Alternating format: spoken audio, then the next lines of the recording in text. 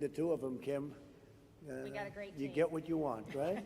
But we really do. We have a fantastic team. And also state and local officials and Iowans affected by this incredible storm last week. For those of you that don't know what happened, a powerful hurricane force winds pummeled Iowa like I guess you haven't really seen before, right? Has this ever happened, a thing like this? Not to this extent have we experienced anything even close The to this. size and the power of the winds. All Americans are united in grief and prayer for the precious life that was lost. So how many people were lost, would you say? Right now, we've had 3 fatalities, and when you look at the severity of the damage and how widespread it is, and especially in Lynn County that you're in right now, it's been a blessing that we haven't had any more loss of life than we've had. Oh, well, that's good. That's 3 is too many, but 3 that's is a too lot. many. And people injured, I know, but it's but they'll be okay, right? Yeah. This took a big chunk out of your entire state, Chuck. This was a big portion. I guess more than half of your counties were affected, and some very badly, right?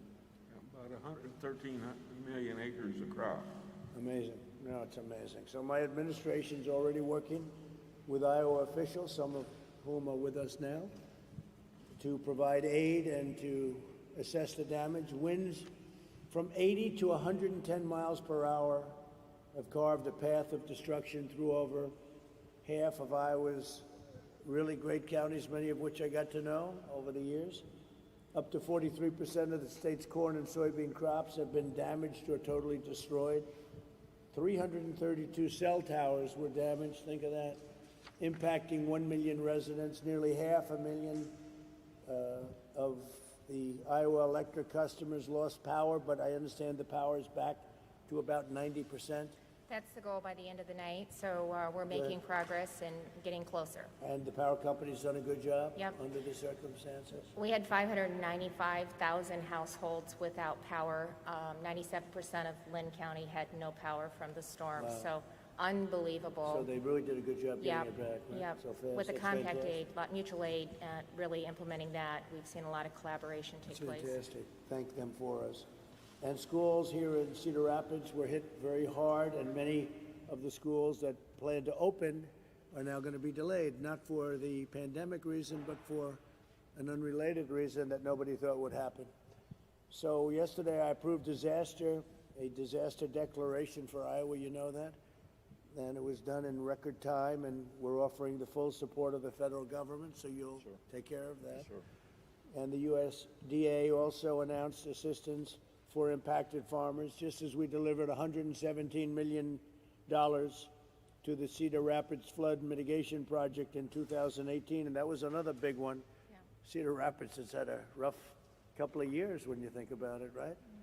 But we took good care of the flooding, and just like we did that, we're going to help you recover from the storm, and we'll get it done, and we'll all get it done together.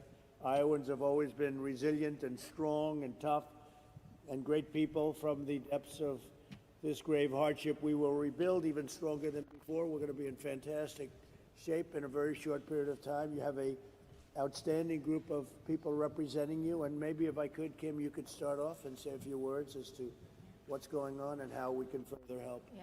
Well, first of all, I just want to extend my gratitude for the incredible turnaround time. In less than 24 hours, you were able to approve the major disaster declaration, and that provides a lot of insurance to our communities that have been impacted by the derecho. It's basically a 40-mile wide tornado that went through the state of Iowa, 112 miles an hour per wind, up to some of the highest speeds. And as I indicated, 595,000 households without power, significant damage to our electricity and communications infrastructure. But the capacity of our utilities to get people back up has been great. Appreciated Secretary Administrator Gaynor being on the ground yesterday and seeing firsthand some of the damage. 27 counties will be adding more, 16 public assistance in the disaster declaration, 27 getting individual assistance, and that'll have a huge impact on Iowans. Good. And just to and really we'll do appreciate that. whatever you have to do. Yes, sir, we're on the ground now. How do you compare this in terms of damage with what you had with the flooding a year and a half ago, 2 years ago? So this is just so much widespread when you think about entire counties that have been taken out. You heard the senator say, over half of our crops have been devastated. We are anticipating these early estimates, about $4 billion worth of damage. 3.7 of that is through agriculture, between the loss of crops and structures, and then So this is even more than the floods? oh, yeah, yes. Wow. More widespread, and we'll have additional counties that will be added. They're working on that right now. The mayors will talk about some of the Good. early estimates that they're seeing, but significant damage. But we will come back stronger and better than ever, and we've got a lot of help, and we just appreciate the quick response Well, that we've been you able have to. your friends from the Army Corps of Engineers, nobody better. They helped you the last time. You They- didn't think it'd be back so soon, General, did you? Well, I appreciate the response with the floods. Well, Mr. President, of course, we work for FEMA and the administrator. We're very, very proud to be out here. We've been asked to do some assessments on some of the debris removal. We think they've got about 1.5 million cubic yards, and the state's going to do a lot of that heavy lifting. But whatever we can do to help, the Army Corps is all in. So Chuck, with that voice, wouldn't he be a great politician? His voice is almost as tough as yours, not quite. As long as he doesn't run in Iowa. That's a good point. Chuck, what would you Well, like to say? first of all, I think you're coming here and representing the federal government and as President of the United States to show your work and helping us work through this is very, very important. So we thank you for that. And if I were going to compare the 150 miles I traveled from Boone to Cedar Rapids Thursday, Friday, and Saturday last week, the damage to the crops, I've seen corn flat on the ground in my 50 years of farming, but I have never seen it mile after mile and, just flat on the ground, and very little of it recoverable, I think. So that's something to keep in mind. And I think that one of the things that make you proud of Iowans is, I think you probably know, neighbor helping neighbor, and things of that nature. So we thank you for coming, and the widespread damage that you're going to be alerted to, and the homes lost and the power outages and the crop damage is all important. But you're stepping up to help with that declaration, and we thank you. And it's difficult because you had the largest order of corn in history. Did you know that last week? Yeah. From of all groups, China. How about that, China? Which, I don't know, makes you think a little bit, doesn't it? Huh? But China made the largest order of corn twice over the last week. So how does that affect an order like that when you have such damage to the crops, to the corn crops? Well, I think last week when the price of grain went up quite a bit, it helps, but then that's going to help those people that have grain to sell, but the farmers that have been hurt with the damaged crop, Yeah. the only But help. are they able to fulfill an order like that? Will they be able to get an order that big? If that's your question, the Yeah. answer is yes, because we have so much carryover from the That's year great. before. Oh, Yeah. that's very good. Yeah. That's the two biggest orders of corn in history we got. That's because they think I'm not happy, and I'm not. I'm not happy at all. Just the opposite. Joni, please, go ahead. And Mr. President, thank you so much for being here.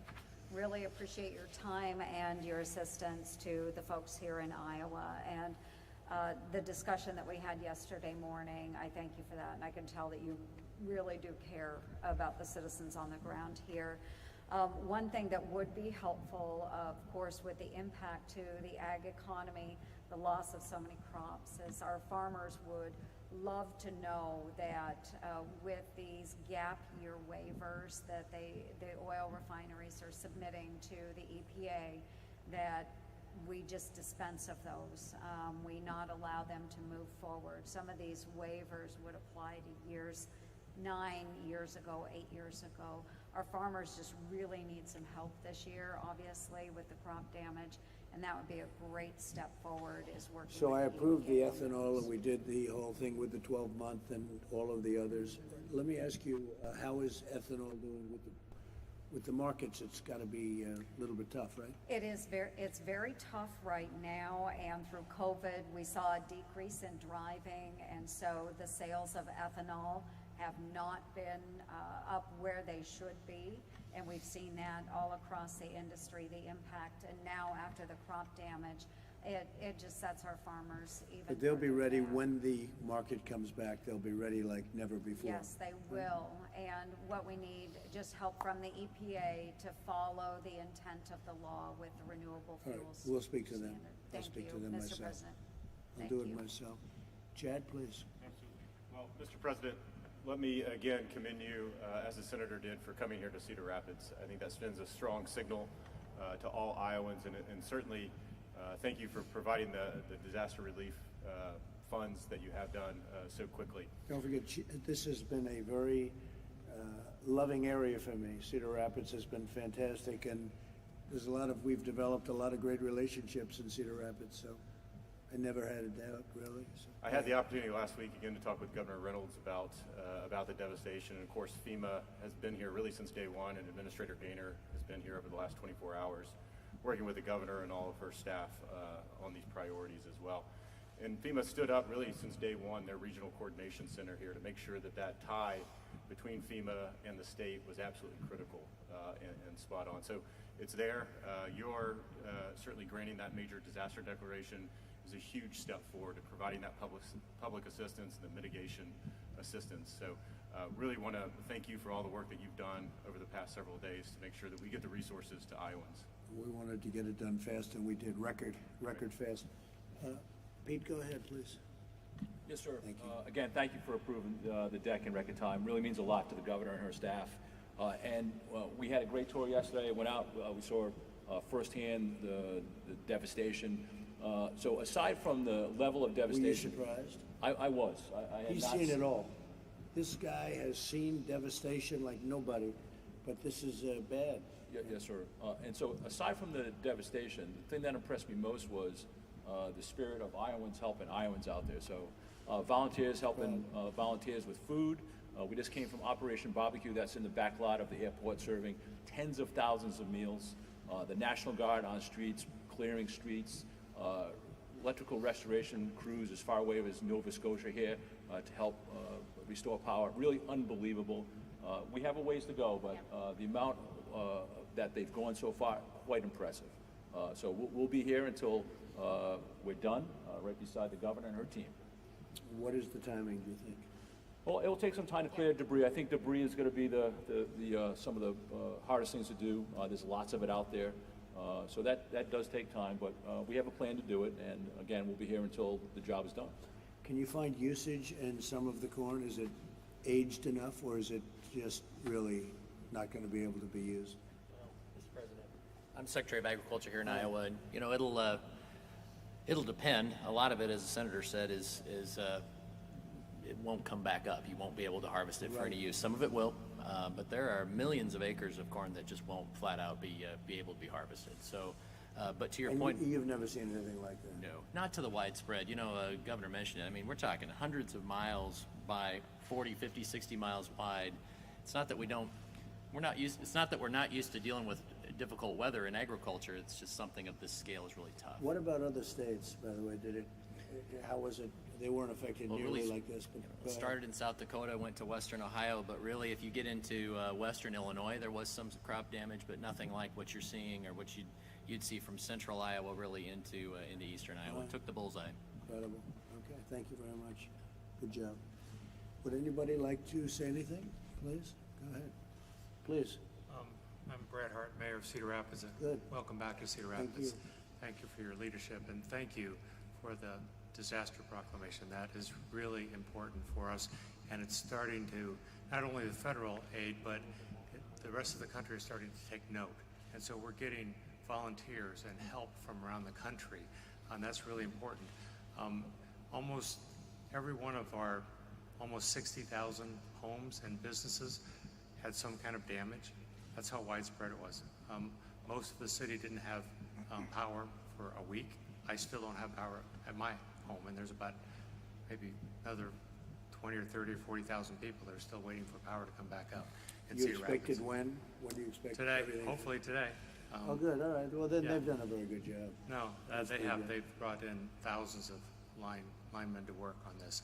One of the things that and I have a letter that I'll present, Sure. leave with you, but in the disaster proclamation declaration, if we could get the individual assistance, because so many people have not only, they may have homeowners insurance, but there's still a premium to pay. They still have to throw out food that the insurance won't cover. And most policies for insurance do not cover removal of trees. They'll pay to move it off your house, but not once it's on the ground, you have to pay for that. And that could be tens of thousands of dollars for lots of homeowners. And so adding the individual assistance component to the disaster declaration would really help so many people get those trees out of their yard and not have such a financial burden for them. So that would be a big help How for us. have the insurance companies responded and acted, would you say? Personally, Have they tried to hold back? From my house, they've been very attentive, Good. and I know that many of the insurance companies have brought in hundreds of adjusters to try to process claims. But it's hard when we didn't even have power and didn't even have cell service for several days. Are you pretty well covered with insurance, sir? I mean, you have I good hope so, clauses? but the trees in my yard will cost me lots of money, more than what my coverage is, and I have pretty good coverage. But I can handle that, but there's so many Iowans who cannot. So that would be a great help All right, for good, we'll take a look thousands at of it. those. You know about that? And it's actually part of the disaster declaration, and we're actually accumulating the damage and the numbers, and we'll be able to add that on, and we should be able to do that in See a what short we can amount of do. time. You'll let me know. right? Those assessments are coming through. Yep. Expected probably in the next week or so. Yep. Turn on the individual assistance. How many people will that affect? Well, I think it could affect 55,000 people, at least, because 55,000 buildings, homes, mainly homes, and businesses were impacted by that. Amazing. It's big. All right? It's amazing. Okay, we'll take care of it, Mayor. Thank you very much. Thank you. Please, Good morning, go. Mr. President. Thank you. I'm Nick Abou-Wasley. I'm the mayor of the city of Marion. We're a Good. city of 40,000 people right next to Cedar Rapids. And thank you so much for the declaration and the speed with which you approved that. We are Iowans. We help each other. We pull together, but with this scale of devastation of this disaster, we need help. And we're really grateful to be getting the help from the state and from you. As the Mayor Hart said, the devastation is very widespread, and that's what's unique about this disaster. It's not just one area of our community. We estimate that 90 to 95% of buildings, homes, and businesses in our town have some type of damage. And the tree removal, my understanding is that, as the mayor said, the insurance policies will pay for removing the tree off the house. But a lot of trees didn't fall on the houses. And so the average tree removal is, as I understand, is $3,500 per tree. And so I know someone who lost 39 trees, large, mature trees, some of them over 100 years old. I know another tree farmer who lost 5,000 trees. So if you drive around the community, the debris covers up the buildings. So is that a liability when you have trees, all those trees? You love those trees. You'd rather keep those trees, right? Well, they provide tree cover and are very helpful for energy efficiency. So that's really a loss. Yes, absolutely, absolutely. The other thing, we're worried about individuals and businesses because on top of this, the economic stress of COVID, obviously, now people have this type of stress with the financial burden of removing the trees and clearing the debris. How are you doing with the COVID? How's your area, both of you? How are you doing with COVID? Well, we were the second highest number of cases and deaths, but we're now running in fourth or fifth, which is, I don't want to win that race, so I'm happy that we've moved down. We're working hard. The community has stepped up and masks, and businesses are requiring masks to protect the customers and their own workers. I think we'll get through it. People really understand the importance of it now, and people have adjusted their lifestyle, so, but a vaccine will. Yeah, will well, be they're doing wonderful. great on vaccines, and they're doing great on therapeutics, and even places like I was reading, New Zealand is in such good shape, and then today they have a big outbreak. So, you know, it's the invisible enemy, but we're getting through it, and the vaccines are coming along really well soon, and therapeutically, really good.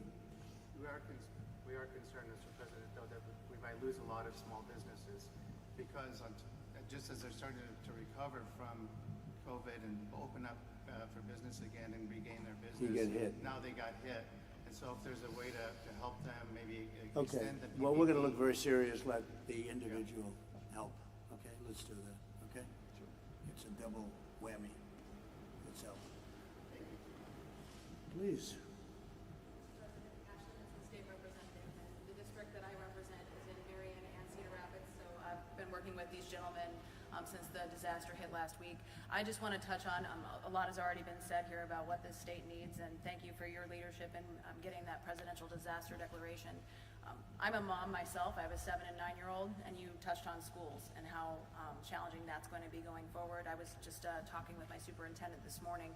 We've already delayed the start of school until September 14th for Linn-Mar District because of this disaster. So they had already made a lot of return to learn plans dealing with the challenges with COVID. So I think making sure that we take care of our school buildings. They suffered damage, catastrophic damage in many cases, similar to a hurricane. So exactly what you might see on the East Coast during a hurricane, we've now experienced that right here in the heartland. So I just want to say I appreciate your speed in getting that through. Those resources will be greatly appreciated and greatly used to help our When was the kids last get time something like this happened, would you say? If ever? Not I mean, this like 100 dramatic, years ago? Nothing like this. widespread. Yeah. I think Nothing like this. the scale is what is the issue here, and you know, they've touched on it. Everybody had damage, which meant normally when we would be out jumping to another community's aid, everybody had to deal with their own community and the challenges that they were facing. And so we've seen still Iowans, they finish their own yard and they run right to their neighbor's yard, and that's just what we do. That's what we did in my neighborhood. We just got power last night, and you could have heard the cheers. So I think that makes a huge difference in people's recovery, but there are a lot of challenges ahead, and we will see those in the coming days, but appreciate your open line of communication. And Well, we'll take care of it, and you're gonna have a very fast recovery, I predict. Please, go ahead. Yeah. Mr. President, I'm Wayne Blackford. I'm a farmer and a cattle feeder right Good. north of Marion here.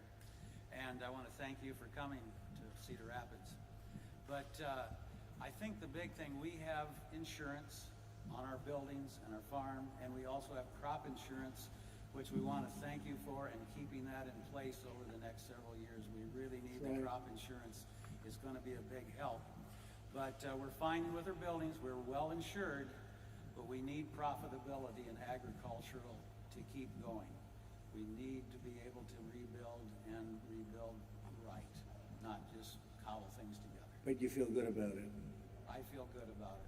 and you really have good insurance. Most of you seem to have very good insurance. Well, we've seen tornadoes before, and usually when we have a tornado, you know, it hits one spot. We actually feed cattle on 11 farms, and so, yes, we've had trouble before, but never on this many places at once. So this was in a way less dangerous than a tornado, but much wider, right? But the point of a tornado is truly brutal. You know, my wife and I were in the house, and we said, this is not a tornado, but when the siding went off the back side, we decided to go to the basement. It might have been. He said, maybe it is a tornado. Yeah, so it felt like a tornado. I don't know if it sounded like a freight train, but it was devastating. That's incredible. I never seen stuff go by the window so fast. Good job. Very good. Please. Good morning, Mr. President. Mayor Jarek Armstrong, Mayor of Clarence, which is about 35 miles east of here on Highway 30. It's a town of about 1,000 people, small town like a lot of communities in Iowa. We just want to thank you for everything you're doing for the state of Iowa and all our small communities, because we are going to need the help. We were the hardest hit community in Cedar County. Numerous homes damaged, trees down, as the other mayor said. But you stated earlier, the resilience of Iowans really came out really came out last week, and I can say that for a fact in my community. The people that stepped up to the plate, the farmers that brought their equipment into town, got it out from underneath of their buildings that were collapsed on top of the equipment, and brought their equipment to town to help clean up the mess so we could get power restored to town, which we got back about 4 o'clock yesterday afternoon. It really brings out the best in people, and Iowans are some of the best at that. So we lost, there's a farmer north of town that lost a barn that was in his family for 8 generations. So it is something like we've never seen before. We just appreciate all your help. Thank you. Thank you, great job too. And Kaylee, let me ask you, with all that's going on in the world, is the world aware of what happened in Iowa? Because it is really something.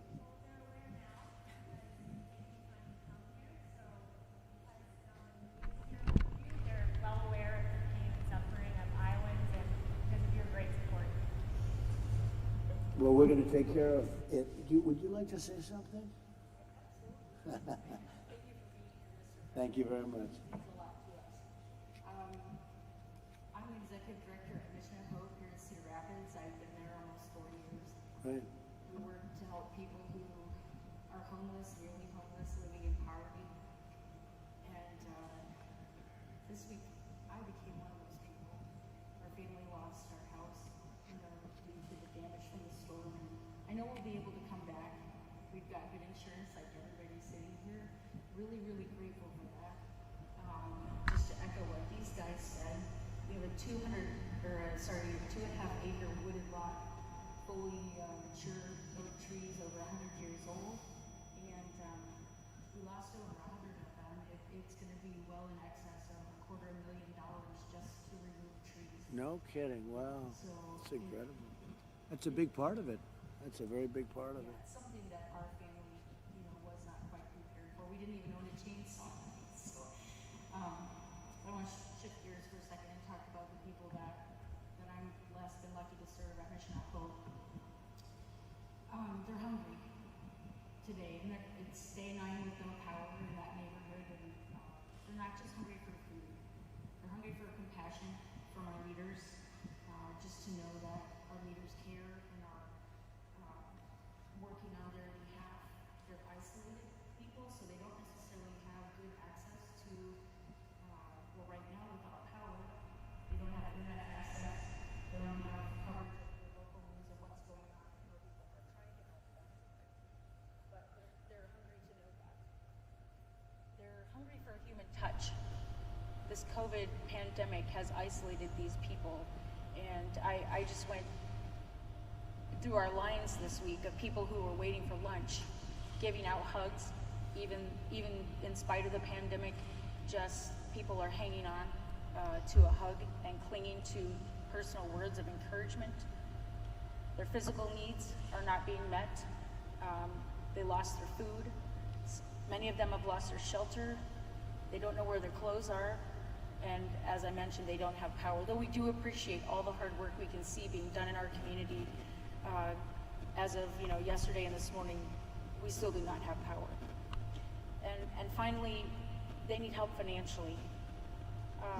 Due to COVID and the uncertainties of all the business being closed, many of them are just returning to work, and now they've been off work again. And so they're definitely hurting. We're strong as Iowans. You've heard that all around the table. We're strong and we're resilient, Mr. President, but we are tired and we need your help. Thank you very much. Very much. Would anybody like to ask any questions? The governor, senators, or FEMA, or Chad, any questions for them concerning this situation, which we're going to take care of very rapidly in Iowa? Anybody? Okay, it's been very well covered. Senator, thank you very much. Joni, thank you very much. I appreciate it. It's great. We'll get it taken care of. We'll get it done very quickly. All of you will get it done. Ashley, we'll get it done very quickly. Chair, thank you. Governor, it's all done. So now we have to start working, but the papers are done. You're going to look into this one event quickly, and we'll get that approved. Okay? Thank you very much, everybody. Thank you very much. Appreciate it.